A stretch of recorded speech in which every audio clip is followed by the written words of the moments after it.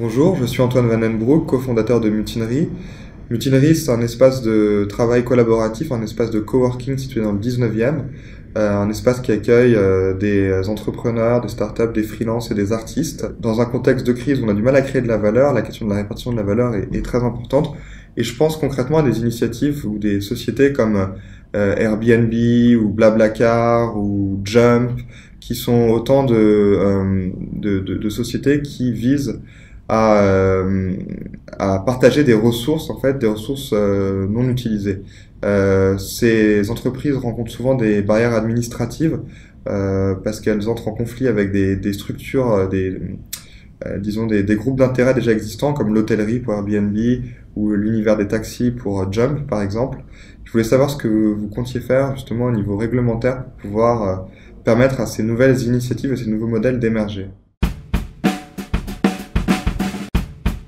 D'abord, Paris doit être le lieu de l'émergence de ces nouvelles activités et en même temps, il faut bien sûr rester dans un cadre qui soit un cadre respectueux d'une législation et d'une réglementation qui, elle, ne dépend pas de la ville de Paris, qui dépend du niveau national. Donc, nous, ce que nous pouvons faire, c'est accompagner, par exemple, essayer d'avoir des amendements, des modifications législatives quand il s'agit de permettre l'adaptation d'une activité, mais en même temps dans un cadre qui n'est pas un cadre que nous maîtrisons complètement.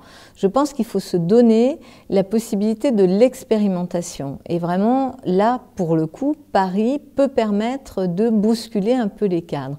En même temps, sur certaines activités, lorsqu'elles vont trop loin, je pense aux sites de location temporaire d'appartements qui finalement échappent complètement à la loi du marché local et qui font monter les prix d'une façon qui n'est pas acceptable parce qu'elle finit par tuer, y compris un marché locatif dans certains quartiers. Là, il faut un encadrement pour les empêcher. Mais ce n'est pas le champ collaboratif. Dans le champ collaboratif, il y a du partage, il y a les partages d'appartements, tout cela, ça ne pose pas de problème en soi. Et donc, on peut effectivement essayer, par le biais des parlementaires avec lesquels nous travaillons, de faire bouger la loi. Mais c'est plus l'affaire, je dirais, du législateur que de la ville en tant que telle. Expérimenter, analyser, voir dans quel cadre ça se situe, travailler, étudier effectivement les confrontations qui peuvent exister avec des secteurs économiques dont il faut tenir compte et à partir de là, choisir si on met le paquet pour faire bouger la loi ou pas.